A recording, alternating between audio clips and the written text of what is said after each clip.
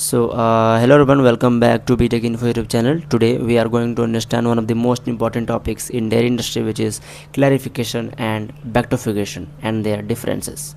So let's start with the first, clarification. Clarification is a mechanical process used to remove fine insoluble impurities from milk by applying centrifugal force. Also, it is an alternative to filtration for removing very small suspended particles. Means those particles which cannot be removed from filtration, we use clarification, and a machine called clarifier is used for this purpose. Now, what is the main objectives? First is to remove the dust and dust particles, remove the somatic cells, remove blood cells and foreign matters, also improve the milk cleanliness and quality. Now, what is the principle of clarification? Clarification का principal centrifugal force पर based होता है.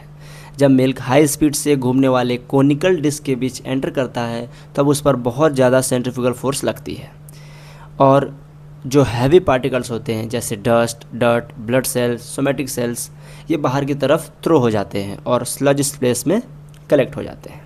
वही जो हल्का milk है वो centre की तरफ मूव करता है और आउटलेट से बाहर निकल जाता है. और इसमें इम्पॉर्टेंट बात यह है कि इसमें फैट सेपरेशन नहीं होता है. नाउ, अब composition of clarifier sludge, like जो क्लैरिफायर स्लज है उसमें उसका कंपोजिशन क्या होता है? इसमें मेनली क्या होता है? Dust, dirt, blood cells, bacteria, milk proteins etcetera. Liquid sludge में वाटर लगभग 82 to 86% होता है, जबकि प्रोटीन 6 to 8% होता है. सॉलिड स्लज में वाटर कम और प्रोटीन ज़्यादा होता है. Now, bacterification. What is bacterification? Bacterification is a centrifugal process used to remove bacteria, especially bacterial spores, from milk using a high-speed centrifuge called bacterfuge, and it is an advanced form of clarification. Okay. Now, why bacterification is needed? It is needed to remove the bacterial spores which cannot be heat treated, like bacterial spores which are highly heat resistant and difficult to destroy by pasteurization and denser than normal bacteria and can survive processing. Examples like Clostridium spores and Bacillus spores.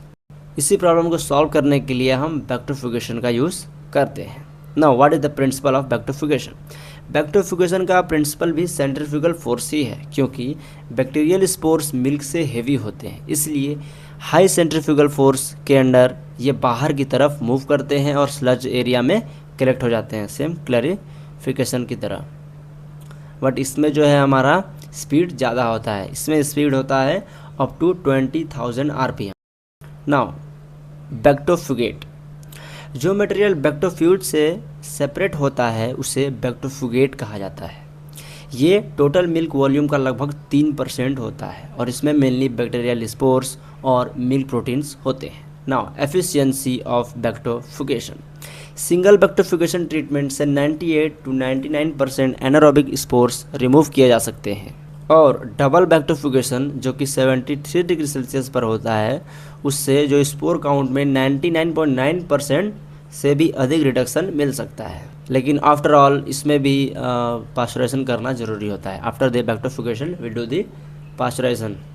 Now, application of bactofugation. Bactofugation का सबसे बड़ा application चीज़ industry में होता है. ये clostridium spores को remove करता है, जिससे चीज़ में होने वाली लेट ब्लोइंग डिफेक्ट को रोका जा सकता है.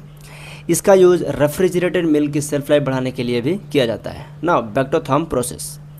बैक्टोफ्यूगेट में प्रोटीन्स भी होते हैं जैसा हमने पहले देखा, तो अगर इसे डिस्कार्ड कर दिया जाए तो इकोनॉमिक लॉस हो सकता है, इसलिए हम बैक्टोथर्म प्रोसेस यूज़ करते हैं. इसमें क्या होता है? इसमें मिल्क को 60 to 75 डिग्री सेल्सियस पर बैक्टोफ्यूज किया जाता है. उसके बाद STST पास्चुराइजेशन किया जाता है. नाउ, बैक्टोफ्यूगेट जो निकला है उसको वैक्यूम चैम्बर में डीएरिएट किया जाता है और 130 to 140 डिग्री सेल्सियस पर 3 to 4 सेकंड के लिए स्टरलाइज किया जाता है.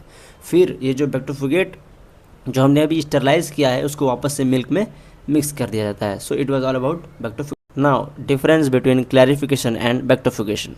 Purpose of clarification and bactofugation. Clarification, remove dust, dirt and impurities. Bacterification, remove bacteria and spores. Machine, clarification we use clarifier, in backwardation we use backward. Principle: centrifugal force, high centrifugal force, speed lower up to 20,000 rpm, removes dust, dirt, somatic cells, bacterial spores and bacteria. Spore removal poor, spore removal in backwardation excellent. Product removed sludge, backward. Volume removed very low, about 3%. Major use: milk cleaning and in cheese industry. Temperature: warm milk up to 45 degrees Celsius. In this usually 60 to 75 degrees Celsius. So thank you everyone.